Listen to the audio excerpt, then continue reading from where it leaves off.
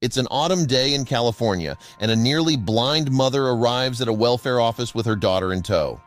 Immediately, the staff notices something is wrong. The girl appears to be a little older than a toddler, yet she is actually 13 years old. Suspecting neglect, the staff notifies the police, and thus begins the strange and tragic tale of Ginny Wiley. But hey, before we dive into the story, do yourself a favor and pause the video right now. Go hit that like button and let's see if we can make this video reach 1,000 likes. And if you haven't done so already, please subscribe to your favorite story channel. Also, make sure to ring the notification bell so you never miss out on the latest and weirdest stories. Trust us, you won't want to miss what's coming your way. Now, sit back, relax, and prepare to be amazed as we take you on an unforgettable ride. Don't forget to engage with us in the comments below. We love hearing from you. Without further ado, let's dive right in.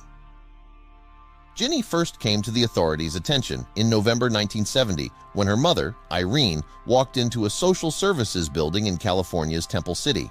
Irene, who had been regularly beaten by Ginny's father, Clark, was suffering from a degenerative eye condition as well as cataracts, leaving her barely able to see.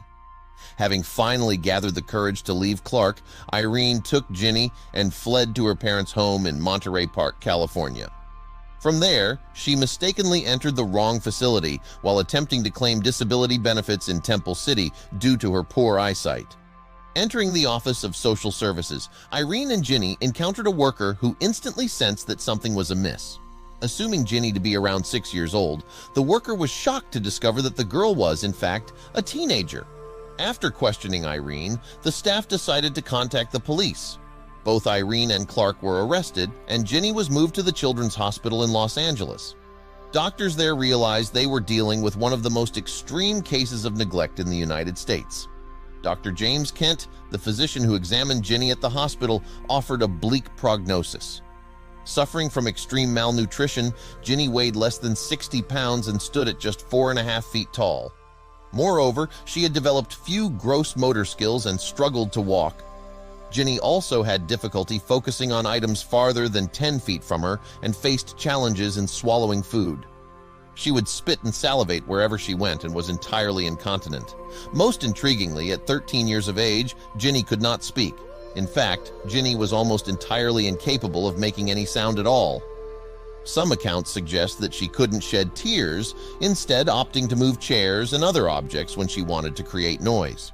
As authorities delved deeper into Ginny's background, they uncovered a harrowing story of severe abuse and isolation.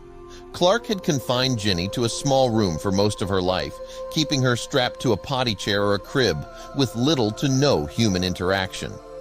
He forbade Irene and their son from communicating with her and punished them severely if they tried. Ginny's tragic situation captured the attention of psychologists and linguists who saw an opportunity to study language acquisition in a child who had been deprived of linguistic input. Despite the scientific interest, Ginny's life was marked by instability and further trauma. She was moved between various foster homes, some of which were abusive.